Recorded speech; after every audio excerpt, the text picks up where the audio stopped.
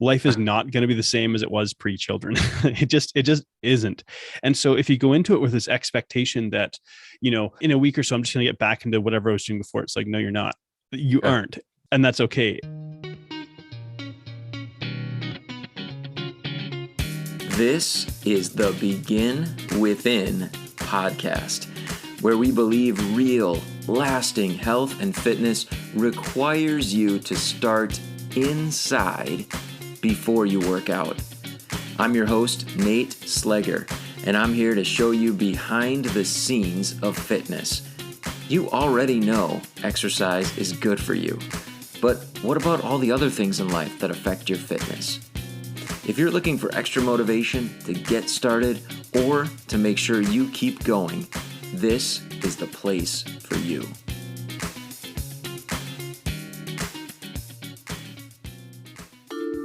Produced by BeginWithin.fit. Could you do me a huge favor that will only take you a few seconds? Could you help me to get this show discovered by more people who could benefit from it? You're thinking, yes, I want to help, but how do I do it? Here's how you do it. Please make sure that you are following the Begin Within podcast on whatever podcast listening platform that you are on right now, and also give it a rating. And if you're listening on Apple Podcasts, please take 30 seconds to write a quick review about how much you love this show. If you've already done this, thank you so much. And if you're about to do it, thank you as well. Now, let's get into our episode. I'm too busy to improve my health. Making nutritious foods takes too much time and costs too much money. Have you ever said those types of things? Have you ever thought those? Maybe you have recently. And if you are a parent who is trying to improve your own health and that of your family, I'm sure those things have run through your mind before. If so, you're going to love what our guest today has to share. He's been on the show before. He is Coach Jon McLernon. He's a weight loss coach himself. He's had a huge transformation and continues to make progress when it comes to his own health. Now he's a new father, and he's going to share some of the challenges and the adventures of being a new father, but also being someone who's trying to navigate this and at the same time keep his own health and that of his family, of course, in its proper place as a priority. He's going to entertain you. You're going to laugh a little bit today, I promise. He's got some really great stories, and he's just real. He's real about what it takes to be a parent and also to focus on your health. Here are a few things that I want you to listen for. First of all, he's going to talk about this early on, but it is throughout the whole conversation, this idea of setting can't miss goals. Listen for that, and listen for how that theme is just throughout the things that he has to say. Secondly, here's a phrase he says. Here's a quote, and there's a ton around this that we talk about. I want you to listen closely for it, and then listen for, again, the essence of it spread throughout the interview. Do what you can with what you've got, and be okay with it. Okay, listen for that. And then finally, he's going to share some real practical ways that you can get your kids involved in the process of making healthy choices, making healthy foods, and improving the health of the family. And of course, that's gonna actually support you and make the job easier for you rather than having these other people fighting against you when being healthy is hard enough already. Before we dive into the interview, I want to tell you about something super cool. I'm very excited about it. It is a brand new book that I wrote that you can get for free. It's called 5 Ways You're Wrecking Your Weight Loss. I want you to check it out. I want you to learn about those 5 things that we talk about in the book that will absolutely affect the results that you get. And it is not what to eat prescription, and it is not about exercise. Okay, these are different things. I hope you love it. I would love to get your feedback on it after you download it. Link is in the show notes, or you can go to beginwithin.fit and click on the ebook button. Now here's my interview with Coach Jon McLernon. Honestly, becoming a parent is, as any parents out there are going to know, it's absolutely life-changing. There's nothing like it. And no matter how much prep, especially the first time, I'm a first-time dad. He's currently 10 months old. Yeah. And there's nothing that really prepares you for that kind of shift. And, for us to have a baby, like in a pandemic when like we couldn't have any family around and like we were literally by ourselves with this new human trying to keep it alive, basically.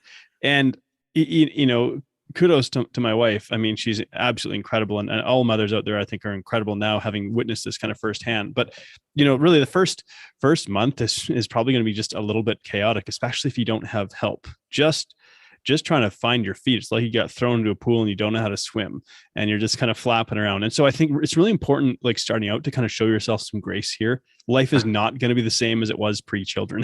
It just isn't. And so if you go into it with this expectation that, in a week or so, I'm just going to get back into whatever I was doing before. It's like, no, you're not. You aren't.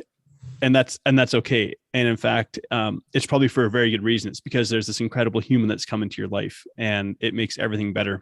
Yeah. So one of the things that I started doing was, I was trying to just get my wife some sleep.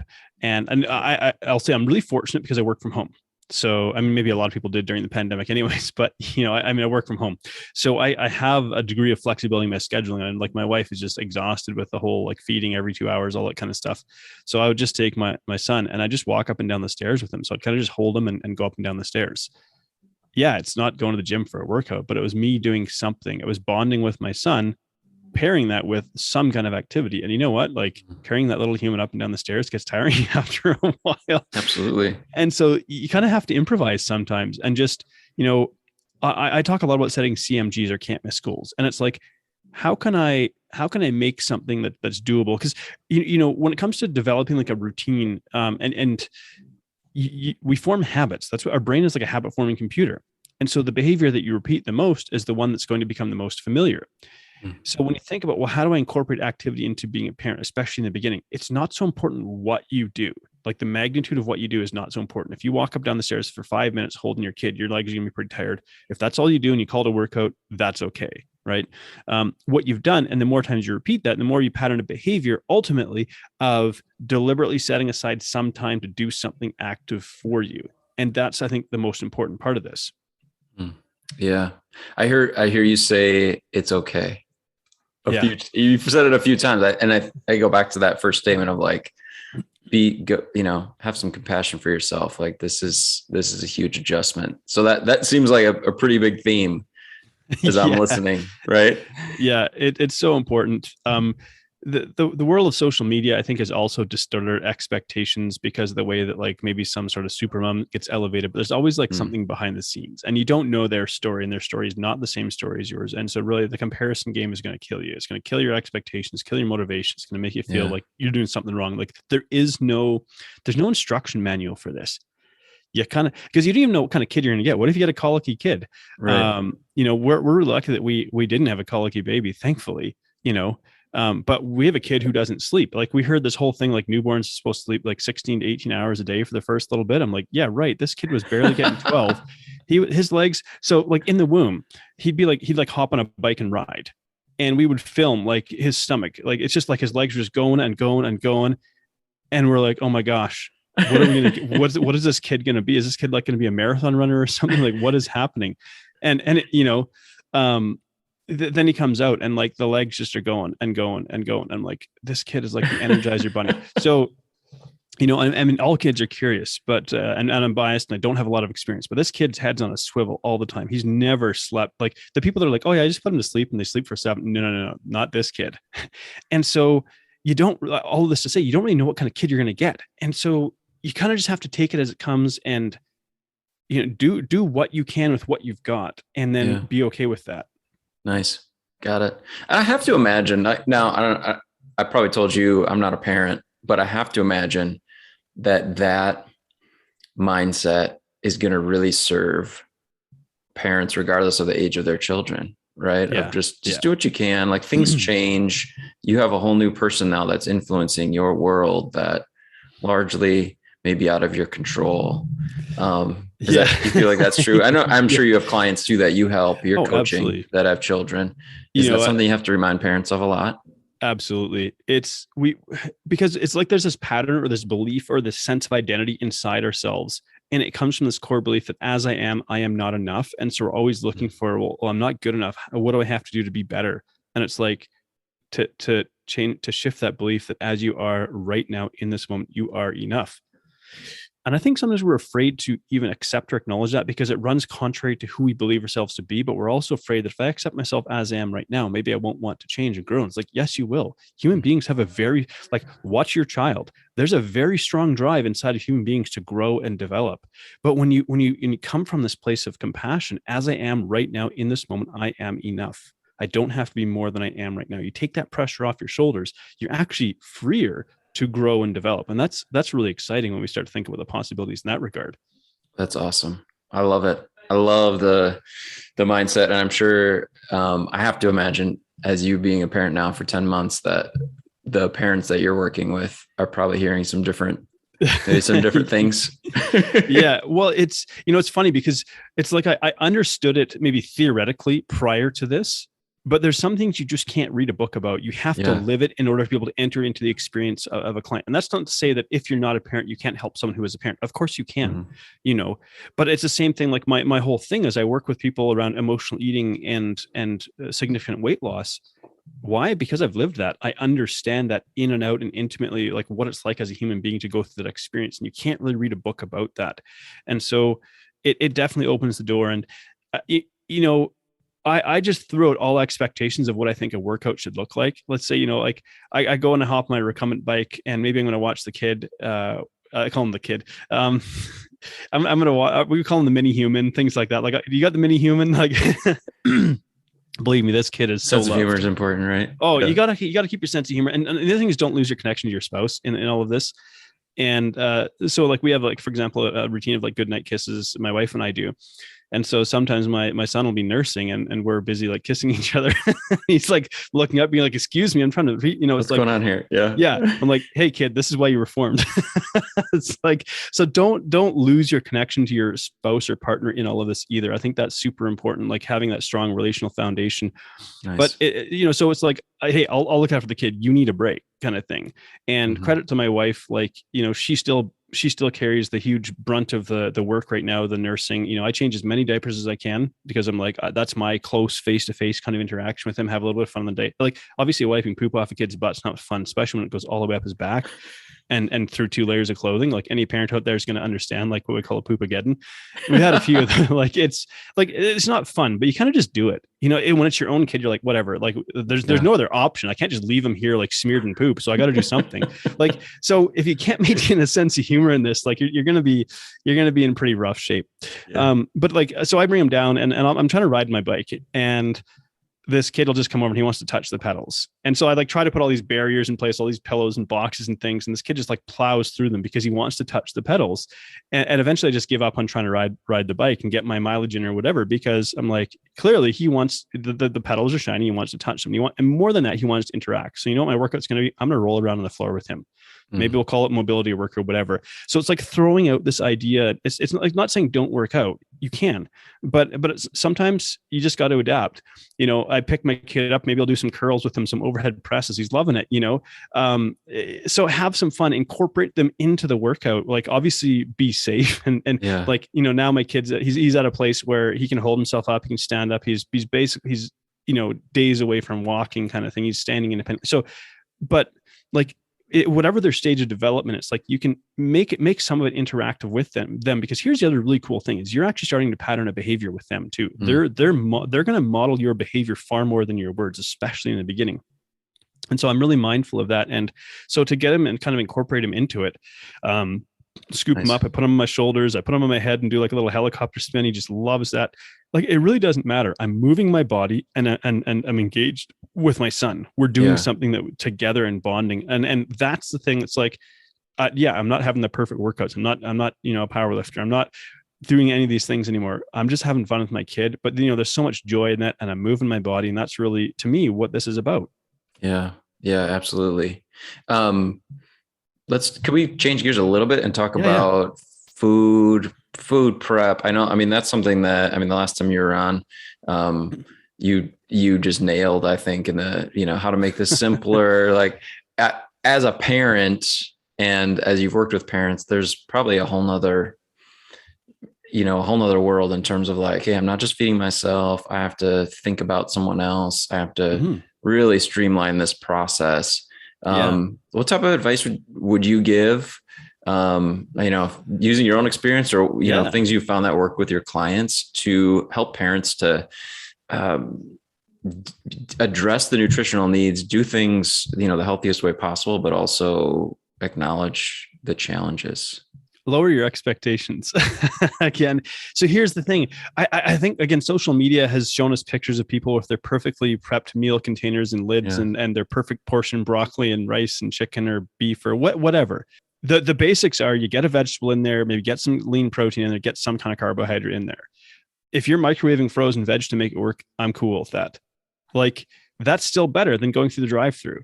So instead of treating it like this black and white thing, like because I think there's this idea that people have in their head, oh my gosh, like making healthy meals is so much effort and takes so much time. Are you kidding? I grab, like, say 6 potatoes, just stab them repeatedly with a fork, take my frustrations out, throw them in the oven, turn it on, and walk away and come back in an hour. And I've got like a bunch of baked potatoes I just throw in the container in the fridge. I'll grab a potato, smash it open, throw some tuna on there and some salsa. I've got a meal. The salsa is the vegetable. Is it perfect? No, but I forget. It's like a baked potato is a great carbohydrate. They're super nutrient rich. Potatoes got a bum rap because of French fries and chips and stuff and the hash browns and stuff like that. But the actual humble potato itself is really like nutrient rich. So it's like make your life easier. I call it outsource my cooking to my appliances. So I've got a rice cooker, an Instant Pot, a slow cooker, an air fryer, which is like a mini convection oven for those who don't have one. It's basically, so, maybe we'll go shopping. We'll buy a stack of chicken legs or something like that because they're on sale. And then just dump 2, because just my wife and I and my son. So I'll dump 2 chicken legs into a Ziploc bag, put it in the freezer, and then just stack a whole bunch in the freezer. So it's like, when I get a moment, maybe it takes 20 minutes to stack a bunch in the freezer. Now all I do is grab a couple chicken legs out of there, throw them in the air fryer, set the timer, walk away. They're going to come, maybe I throw some rice in the rice cooker again, flick the switch, walk away, or, throw don't actually throw, but like, place in the oven your frozen vegetables in a glass tray, set a timer, walk away. Like, that sort of prep might take 5 minutes or less, and it's a lot less time you spend sitting in the drive-through lineup, right? And it's going to cost you less money. Yeah Awesome. I love that you teach that. I love the way that you explain it, because one of the things that we hear a lot is like, oh, it takes so much time, or it's so expensive to eat healthy, I don't have the time to do it. And you put kind of the challenge back on us of like, really? Does it take more time? Like, let's just think through this. Yeah, I love it. One of the things I just did the other day was, we went to go to a Wally Mart there, and they had some ground beef on sale. So you buy a big slab of ground beef. I threw that in a glass tray, covered it in foil, put it in the oven, just cooked the entire slab of ground beef as it was. And then when it comes out, an hour later or whatever, just hacked it to chunks, put them in containers in the fridge.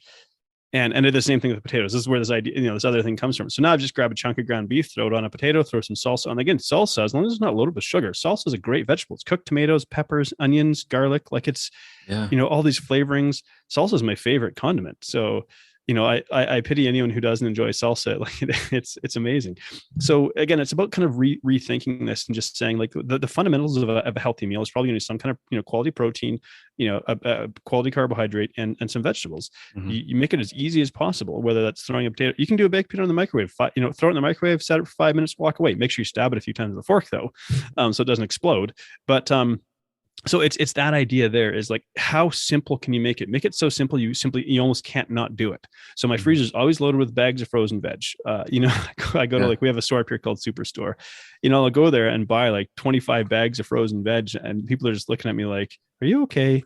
I'm like, I have kids. Okay. I have a kid.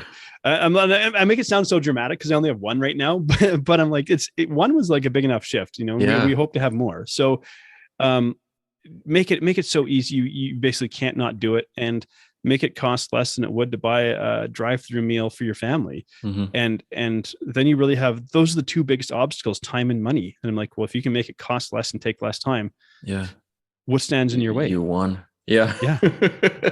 Cool. Now I mean, obviously you're a weight loss coach and your family's just getting started. So all the stuff that you've probably had in place, maybe it was a little easier for you to keep there than maybe someone who might be listening. They've got older kids, they feel like I'm busy beyond what I can handle, but I know I need to take better care of myself. I want to lose weight. I want to get healthier. I want to do what's right for my family. With kind of that scenario, I'm curious, what would you recommend as far as like first step? Someone wants to begin, like what should they do? Start small. And it sounds so cliche to say that, but it's like, the way that we go into this, like with this, so we come to this place of pain in a sense. I'm uncomfortable. I'm irritated. I hate how I look. I hate how I feel. I just have to change. And that kicks off this motivation wave, but it's called a wave for a reason, because it's going to come, it's going to peak, it's going to crest, and it's going to fall back down again. So the mistake that we make is we think that this motivation wave is going to like see us through this whole transformation that we're trying to create. And it's not. That's not how our brain works. So we know it's going to peak, it's going to crest, and it's going to fall off again. So while that motivation is strong, it's like, you kind of have to temper your efforts a little bit. Otherwise you're going to start perpetuating the cycle of like peak and crash, and you end up in the yo-yo diet cycle. So it's like, start small. Maybe you start with one meal. Depending on the age of your kids, can you get your kids involved in prep? Because maybe you say, well, my kids are picky eaters. They only eat chicken fingers. I'm like, well, if chicken fingers aren't available, eventually they get hungry. And so, I mean, okay, you got to pick your battles. I get it. But I mean, I've worked with a lot of parents over the years. So like some of the stuff is coming from not just, this is not just me reading a book about it. This is, but it's get your kids involved, and if they're older, and give them some responsibility. Hey, chop up this onion, chop up these peppers, whatever. Get them involved in the process. They're actually more likely to consume healthy food if they're engaged in the process. When they're younger, maybe, hey, do you want to pick out an apple for mommy or daddy or whatever? Okay, cool.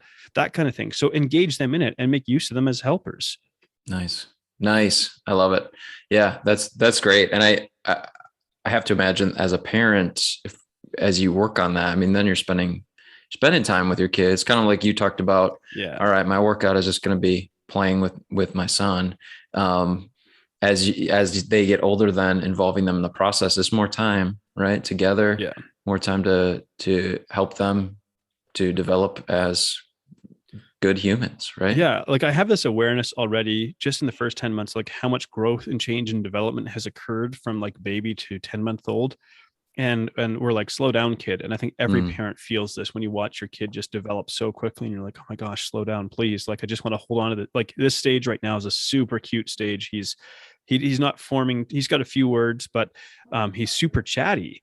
And so I hold a conversation with him, and he's, people would say he's just babbling, but I'm like, no, we're having a conversation. He just can't form the words yet, but we're communicating. So I love this stage. And so where I'm going with this is look, 20 years from now, you're not going to be worried about whether or not you had a perfect workout. You're going to be worried about whether you formed a relationship with your kid. Yeah. And so it's a huge shift. I want my son to know how loved and valued he is, how important he is. I love it when I come up the stairs from my office and he scoots across the floor as fast as he can and grabs onto my leg. I'm like, that's the greatest feeling ever. This human being just adores me enough that he's like ripping as fast as he can to get to my leg and pulling himself up. I want that. I'm not worried about my abs. Like, yes, I want to be physically capable of playing with him. That's the important thing.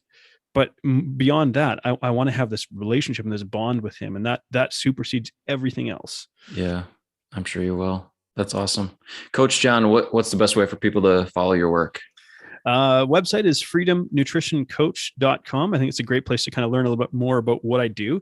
I also run a podcast called Between the Before and After.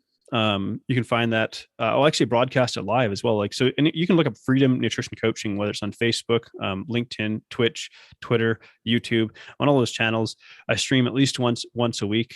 Okay. You can send me a friend request on Facebook. I haven't hit my friend limit yet, so I'm a pretty friendly guy. So, my username is Canadian Nomad with one N.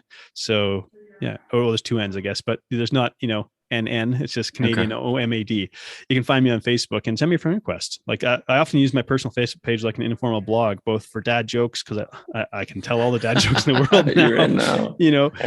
Yeah. So that's probably a great place to touch base with me. Okay, cool. Coach Jon McLernon, thanks so much for being here. It's been a pleasure, man. I want to thank Coach Jon once again for being on the podcast, and we will have links to connect with him in the show notes if you'd like to follow his work. Thanks a lot, Jon. Now I want to revisit those three themes that I mentioned at the outset that I wanted you to pay attention to. The idea of can't miss goals. I love that phrase. It's one that Coach Jon uses. It essentially set small, tiny goals. So small that you can't help but make it happen. It almost happens accidentally. It just takes such a tiny little bit of effort on your part to hit your goal.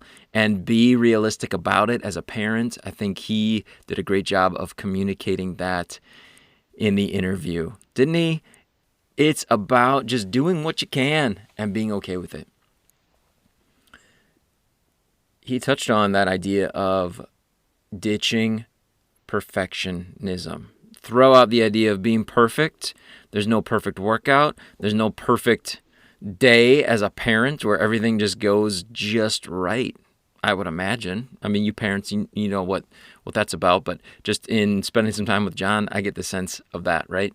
There are other people influencing your life in some major ways, and you don't have a lot of control over that. So, and that's the reality for all of us, I guess, and a lesson to learn. Circumstances change. Things go differently than what we would like them to at times, and that's okay as long as we throw out the idea of trying to be perfect. Now, Coach Jon talked about something I think is really, really important. I want to bring your attention back to it in this area, this core belief that we have to force ourselves to be perfect. We have to squeeze into this mold of perfectionism because we're not good enough, this idea. And why do we do it? We think that if we don't, that we are going to miss out on something. Maybe there'll be some unrealized potential unless we are hyper vigilant all the time. Well, here's the thing about it. Having that perspective, well, I suppose maybe we won't miss opportunities to improve if we're always looking for them and we're trying to be perfect. We know, honestly, we're going to fall short of that. But if we're striving for perfection when it comes to our diet and our workouts, well, then where we fall short will be good enough to get us the results that we want. Maybe that's the reasoning, right? Here's the idea, though, that I want to share with you is that comes with that focus comes with a ton of pressure and stress and anxiety. And if you are hyper vigilant all the time, looking for opportunities to be better, perfect, what's going to happen is you are going to wear yourself out. We've talked about that on previous episodes. You're going to get exhausted. And at some point, you're not going to be able to maintain that same state of hyper focus on being perfect. And you're going to give up. You're going to stop. You're going to say, I can't do it. What's it all for? I'm going to quit. And the cycle perpetuates itself. So then you stop for a day, a week, months, maybe years, and then you're like, okay, here we go again. I'm going to be perfect now. and you can't do it. So throw out the idea of perfectionism and realize this: even though we mask perfectionism behind this noble idea of I don't want to miss any opportunities for moving forward and reaching my full potential when it comes to health, wellness, fitness, weight loss, whatever it is. Coach Jon reminded us that when you just let yourself be, the natural state of a human being is to have an inborn drive to develop, to learn, to grow. And when we ditch the idea of trying to be perfect, that's when that natural drive actually takes over. That's when now we're free to develop and grow and learn.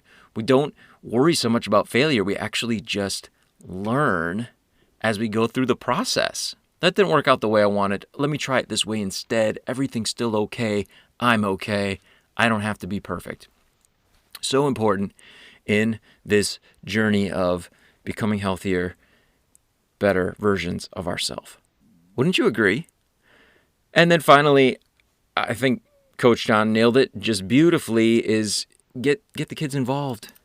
Get them involved in the process of making healthy meals.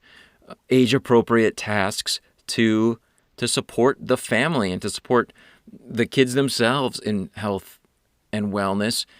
And maybe it just starts out when they're little, that they're supporting you. Which apple should I eat today? Should I have a fruit or a veggie? You tell me. Just little things, maybe helping in the grocery store, sitting in the cart. Which fruit looks the best to you? Let's get that one. All kinds of different ways. But when health is a priority for you, your kids are going to notice. It's going to affect them. Be confident of that. I want to thank you so much for being here. I really hope that this was valuable for you. And I want the conversation to continue. So I love your messages on Instagram. I love the screenshots of the podcast, or you listening to the podcast in the car. Tag me in those at Nate Slager. I love it. Tells me that I'm on the right track. And if there's ideas that you have, questions you have, problems that you're having in this journey toward healthier, send me a message on Instagram. Let me know. I'm happy to help you. And then secondly, I would love to know the struggles that you're having and the things that would be really valuable for us to share here on the podcast in the future for you, so that this show can continue to be valuable not just for you, but for others who will discover it. So thank you so much for your interaction, for the engagement, and the things that you share with me, the ideas and the support that you offer. It means so much to me. Please keep it up. I appreciate you so much for being here. I'll talk to you again next week. If you are tired of feeling frustrated and disappointed with fitness, and you're ready to get on the path to being the healthy person you want to be, just go to beginwithin.fit and click the Join Our Challenge button. We can't wait to support you in your fitness journey and help you to get the results you deserve.